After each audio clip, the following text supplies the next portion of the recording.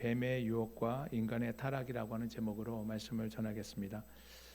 어떤 성경 주석가가 창세기 처음 세 장을 끝내면 성경의 절반을 끝낸 것이다라는 말을 했습니다.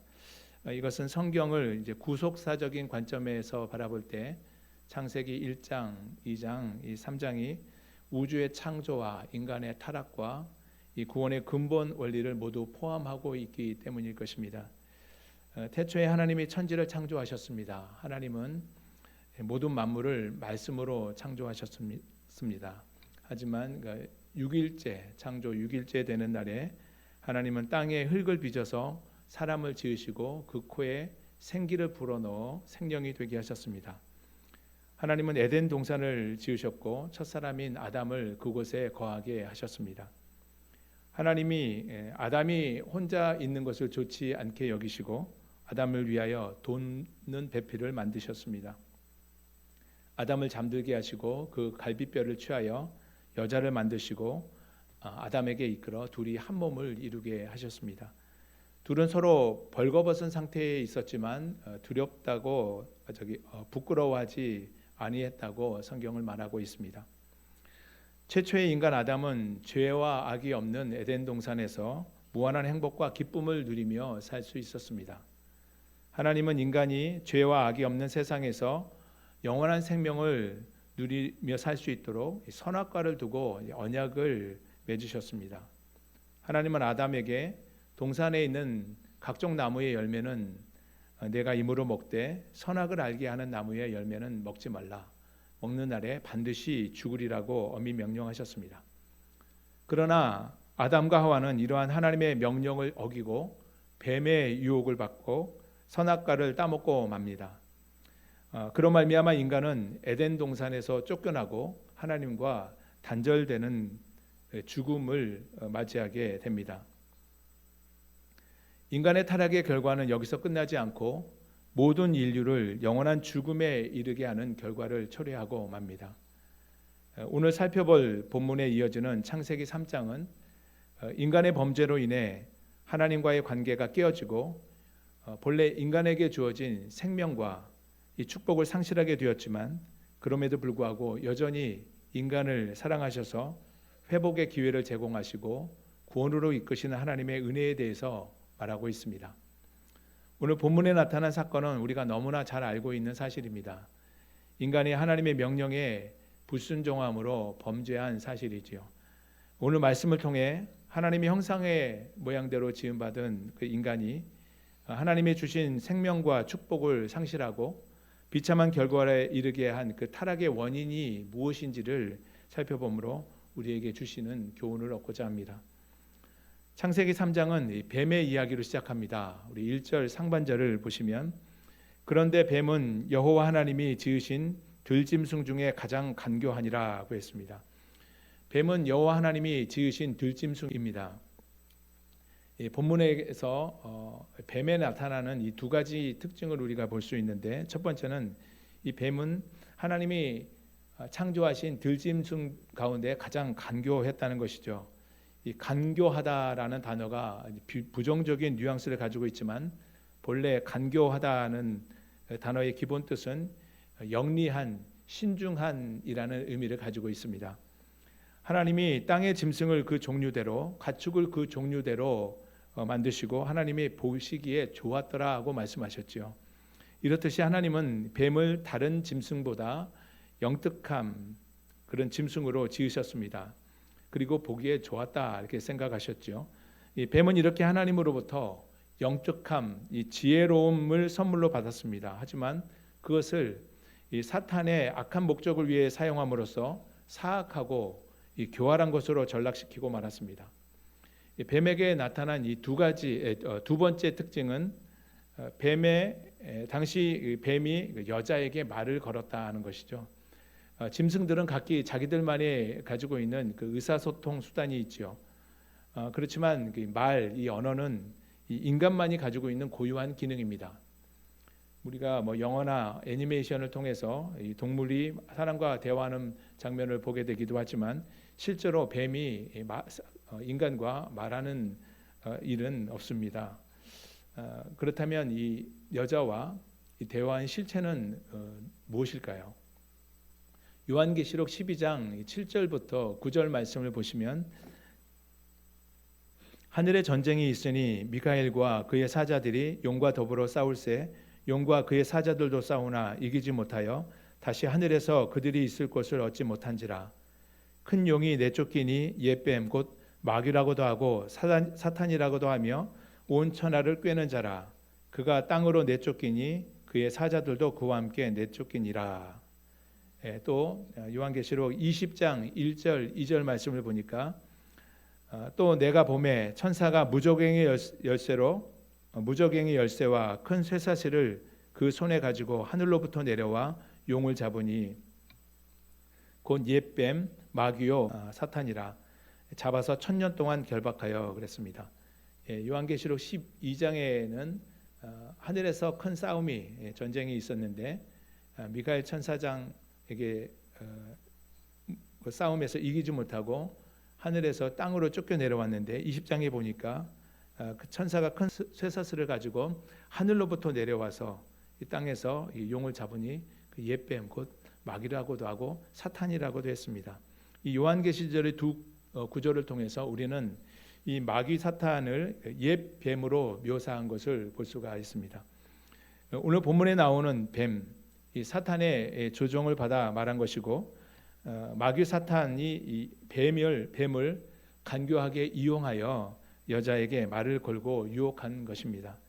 이 본문을 보면 뱀의 간교함이 잘 드러나 있는 것을 보게 되는데 1절 하반절을 말씀을 보면 뱀이 여자에게 물어 이르되 하나님이 참으로 너희에게 동산 모든 나무의 열매를 먹지 말라 하시더냐. 뱀이 여자에게 묻지요. 뱀의 질문을 보면 이 사탄이 믿는 자를 유혹할 때 보이는 몇 가지 전형적인 수법을 엿볼 수가 있습니다. 첫 번째, 뱀은 하나님의 이름으로 접근합니다. 하나님이 참으로 너희에게. 사탄은 우리가 생각하던 이 뿔 달린 도깨비 모양으로 나타나지 않죠. 우리도 처음 만나는 사람이지만 나보다 더 영향력 있고 또 신뢰받을 만한 사람이 나에게 접근하여 그 사람의 이름을 대며 다가오면 우리 경계심을 풀게 됩니다. 뱀은 먼저 여자에게 하나님의 이름으로 접근하여 경계심을 허물고 친근하게 다가가고 있습니다. 사탄이 자기를 광명의 천사로 과장하는 것이 어려운 일이 아니라고 성경은 우리에게 말씀합니다. 두 번째, 하나님의 말씀을 인용합니다. 사탄의 질문은 이 하나님이 인간에게 동산 나무의 열매를 먹지 말라고 하셨던 그 말씀과 관련하여 말하고 있는 것을 보게 됩니다. 사탄의 전략은 하나님의 말씀을 왜곡함으로 여자로 하여금 의심하게 만들죠. 뱀의 질문이 무엇입니까? 하나님이 참으로 동산에 있는 모든 나무의 열매를 먹지 말라 하시더냐라고 묻죠. 하나님은 인간에게 동산에 있는 모든 나무의 열매를 다 먹을 수 있도록 허락하셨습니다. 그러나 뱀은 참으로 모든 열매를 먹지 말라고 하시더냐라고 이제 반어법을 사용해서 여자로 하여금 그 하나님의 말씀을 의심하게 만들었습니다. 세 번째, 하나님께 불만을 품게 합니다. 뱀은 하나님의 말씀을 의심하게 하고 이 하나님이 인간에게 모든 나무의 열매를 마음대로 먹을 수 있도록 허락하신 것보다 선악을 알게 하는 나무의 열매를 먹지 말라고 하신 그 한 가지 금지 명령을 강조함으로써 하나님의 말씀에 불만을 품게 하였습니다. 사단은 오늘날에도 믿는 자들에게 접근해서 하나님의 말씀을 왜곡함으로 하나님과의 사이에 틈을 내고 그 말씀을 의심하게 하고 불만을 품게 합니다. 이것이 사탄이 인간을 유혹하는 이 수법입니다. 이러한 사단의 전형적인 수법에 대해서 우리는 어떻게 대처해야 할까요? 우리는 오늘날 계시로 주신 하나님의 말씀, 이 성경이 정확무오한 하나님의 말씀이라고 한 사실을 인정하고 그 말씀을 그대로 믿고 따라야 될 줄로 믿습니다. 우리 2절 3절에 나타난 그 뱀의 질문에 대한 이 여자의 답변을 보겠습니다. 여자가 뱀에게 말하되 동산 나무의 열매를 우리가 먹을 수 있으나 동산 중앙에 있는 나무의 열매는 하나님의 말씀에 너희는 먹지도 말고 만지지도 말라 너희가 죽을까 하노라 하셨느니라. 2절 말씀을 보면 벌써 그 여자의 마음의 생각이 오염되어 있다는 것을 우리가 알 수가 있습니다. 하나님은 인간에게 동산에 있는 각종 나무의 열매를 마음껏 먹을 수 있도록 특권을 허락해 주셨습니다. 그런데 여호와는 동산 나무의 열매는 우리가 먹을 수 있으나 라고 말함으로써 하나님이 하신 그 말씀, 그 축복의 범위를 제한하시는 듯한 그 뉘앙스로 말하고 있습니다. 이어지는 3절에서는 그 사태가 더 심각하게 보여지는데 선악을 알게 하는 나무의 열매를 먹지 말라고 하신 말씀을 먹지도 말고 만지지도 말라 하는 자신의 생각을 덧붙여서 만지지도 말라고 하셨다는 말을 덧붙이죠. 그리고 마지막에 내가 먹는 날에는 반드시 죽으리라 하신 이 말씀을 신뢰하지 못하고 죽을까 하노라 라고 말하고 있습니다. 죽을까 하노라 라는 말은 죽을 수도 있다 하는 뜻이 되겠죠. 뱀은 이 하와의 마음에 이미 의심이 싹트고 있다는 것을 파악하게 됩니다. 하나님에 대한 신뢰에 균열이 가고 있는 것을 보았습니다. 뱀은 그 틈을 놓치지 않고 공략하죠. 4절입니다. 뱀이 여자에게 이르되 너희가 결코 죽지 아니하리라. 뱀은 하나님의 말씀을 강력하게 부정하고 있습니다. 결코 죽지 않는다는 말로 결코 죽지 않는다는 거짓말로 여자의 마음에 확신을 심어줍니다. 하나님은 창세기 2장 17절에서 내가 먹는 날에는 반드시 죽으리라, 반드시 100% 죽는다고 말씀하셨는데 뱀은 하나님의 말씀을 부정하고 결코 죽지 않는다라고 주장하고 있습니다. 반드시 죽는다, 100%, 결코 죽지 않는다, 제로입니다. 그 사이에 있는 인간의 모습은 어떤 입장일까요? 이 반드시 죽으리라, 결코 죽지 않는다는 그 중간 위치에 있죠. 죽을까 하노라. 중도적인 입장입니다. 불교에서 이제 중도라는 말은 이 치우치지 않는 바른 도리라고 하는 그 좋은 의미로 사용될지 모르겠지만 기독교에서 믿음은 하나님의 말씀은 반드시 100% 신뢰하고 순종해야만이 온전한 믿음에 이르게 되는 것입니다. 금은 99.9%도 순금으로 인정될지 모르지만 믿음은 99.9%도 온전한 믿음이 아닌 것입니다. 100% 믿고 신뢰하고 따르는 것이 온전한 믿음인 줄로 믿습니다. 뱀의 이 거짓말은 계속됩니다. 그 열매를 먹었을 때 나타날 놀라운 결과를 제시해주고 있는데 5절 말씀에 보니까 너희가 그것을 먹는 날에는 너희 눈이 밝아져 하나님과 같이 되어 선악을 알 줄을 하나님이 아심이니라. 뱀은 선악과를 먹었을 때 죽기는커녕 오히려 눈이 밝아져서 너희도 하나님과 같이 되어 선악을 분별하게 될 것이라고 말하여 여자의 욕망과 호기심을 부추기고 있습니다. 그리고 인간이 선악과를 먹으면 하나님과 같이 될 것을 하나님께서 아시기 때문에 그것을 막기 위해서 먹지 말라고 명령하신 것이라고 말하여 하와의 마음에 마음에 생긴 이 틈새에 쐐기를 박는 말을 하고 있습니다. 뱀의 거짓말에 여자의 마음이 흔들립니다. 여자는 하나님이 이기적이고 옹졸한 하나님으로 생각되었고 그 시선이 선악과에 꽂히고 맙니다. 6절을 보니까 여자가 그 나무를 본즉 먹음직도 하고 보암직도 하고 지혜롭게 할 만큼 탐스럽기도 한 나무인지라. 여자가 그 열매를 따먹고 자기와 함께 있는 남편에게도 주매 그도 먹은지라. 이 뱀의 말을 듣고 여자가 이 선악과 나무를 보니까 이전과 다르게 보이는 겁니다. 나무가 변한 겁니까? 그렇지 않습니다. 나무는 어제 있었던 그 자리에 오늘도 그대로 서 있습니다. 다만 유혹에 빠진 눈으로 그 나무를 바라보니 나무가 달라 보이게 되는 것입니다. 그 열매는 정말 맛있게 보였고 지혜롭게 할 만큼 아름다운 탐스럽게 보였습니다. 정말 선과 악을 분별할 수 있는 지혜를 얻게 될 것만 같았습니다. 왜 그럴까요? 나무를 바라보는 여자의 마음이 달라졌기 때문입니다.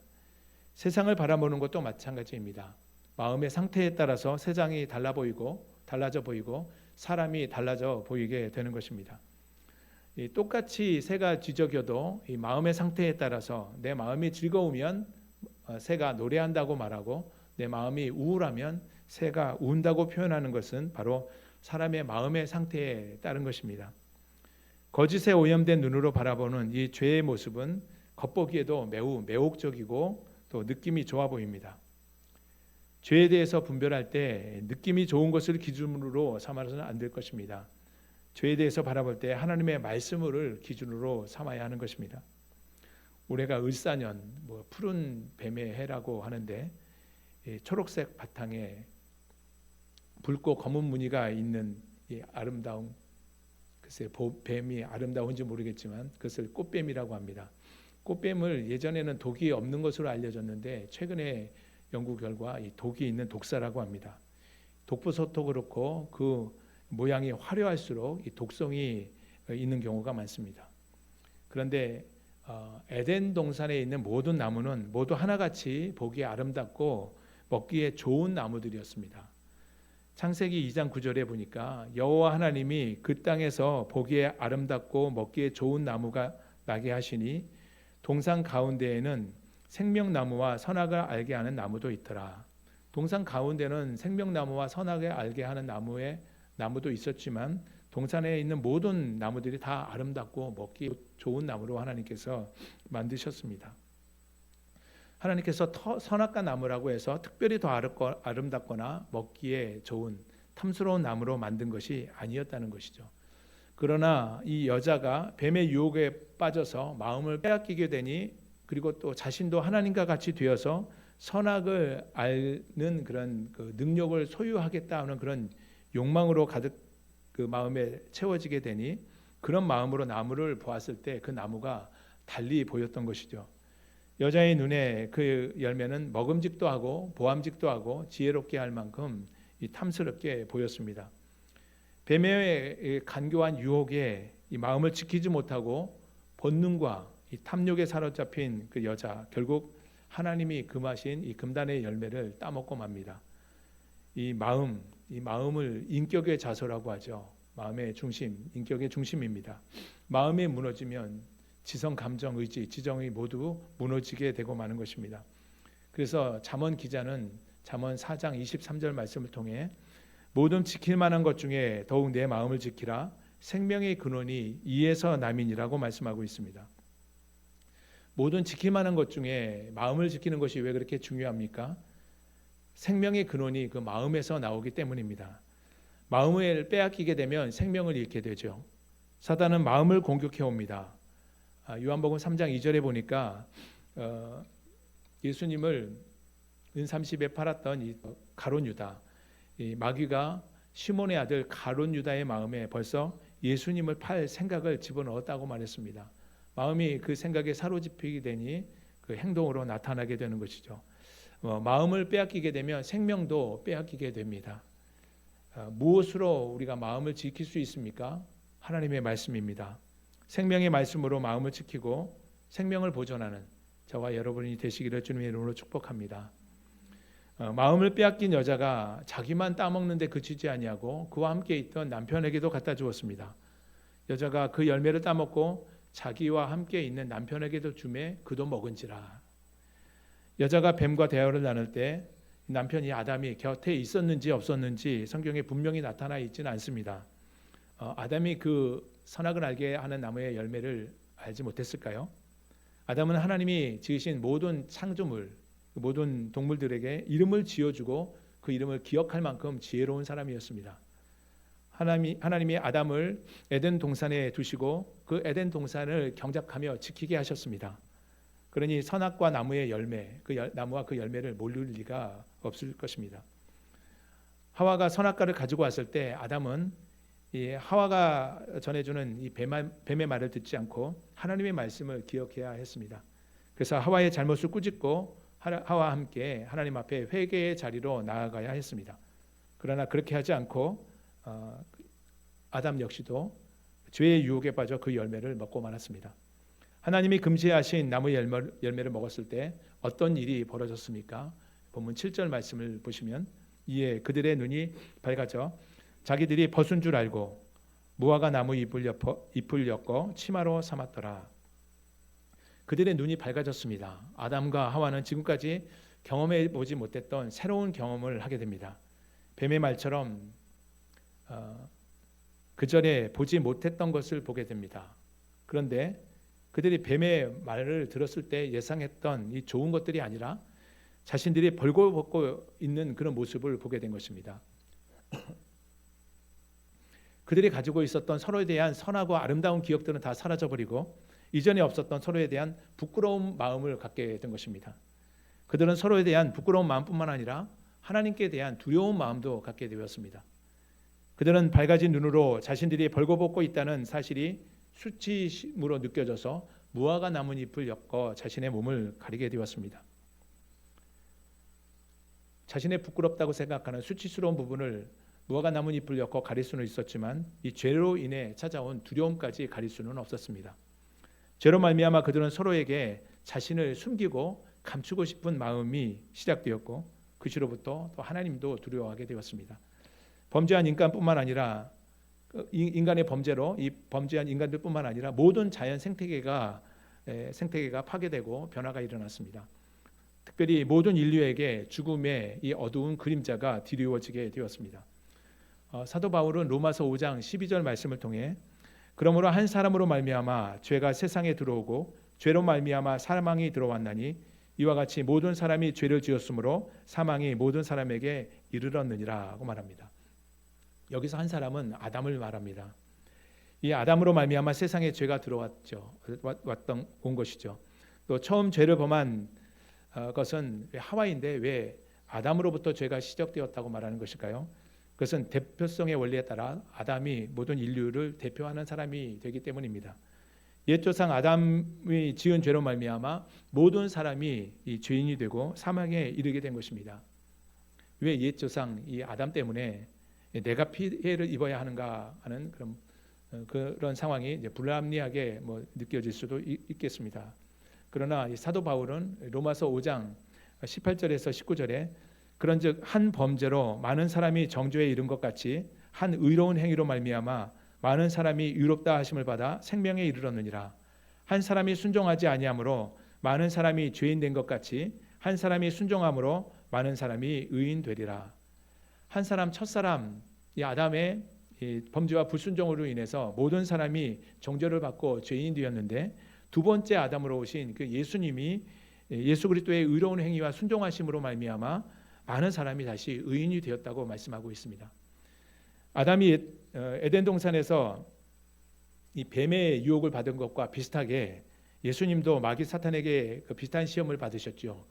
우리가 잘 아는 마태복음 4장에 보면 예수님이 광야에서 마귀로부터 시험을 받으시는 장면이 나옵니다. 예수님의 성령에 이끌려 광야에서 40일 동안 금식하신 이후에 마귀에게 시험을 받으십니다. 마귀는 에덴 동산에서 하와를 유혹했던 것과 마찬가지로 광야에서도 역시 하나님의 이름을 가지고 하나님의 말씀을 인용하며 다가옵니다. 이 역시 또 하나님의 말씀을 왜곡시키는 모습을 볼 수 있는데 이 세 가지 유혹의 장면이 어떻습니까? 첫 번째 시험이 돌들로 떡덩이가 되게 하라는 시험이었습니다. 이 먹는 것 물질에 관한 시험인데 40일을 금식 기도하셨던 예수님 아마 돌도 떡덩이로 보이는 그런 상황에 있을 것입니다. 그러니 이 돌들로 떡덩이가 되게 하라는 유혹은 아마 큰 유혹으로 다가오지 않을 수 없습니다. 그러나 물로 포도주를 만드신 예수님 돌들로 떡 만들지 못하실 리가 없겠죠. 그러나 예수님은 신명기 8장 3절을 이용하여 기록되었을 때 사람이 떡으로만 살 것이 아니요 하나님의 입으로부터 나오는 모든 말씀으로 살 것이니라고 말씀하심으로써 그 시험을 물리치십니다. 두 번째는 이제 정체성에 대한 시험입니다. 마귀가 예수님을 성전 꼭대기에 세우고 내가 하나님의 아들이어든 뛰어내리라. 그러면 하나님께서 그 사자들을 보내어서 그 손으로 너를 받들어 네 발이 땅에 떨어지지 않게 할 것이다라고 성경 말씀 시편 91편 11절 12절 말씀을 인용하여 말합니다. 이 마귀가 하나님의 말씀을 인용하긴 했지만 하나님의 예수님을 하나님의 아들이심을 시험하려는 의도로 잘못 사용하고 있습니다. 하나님은 악에게 시험받지 않으시는 분이십니다.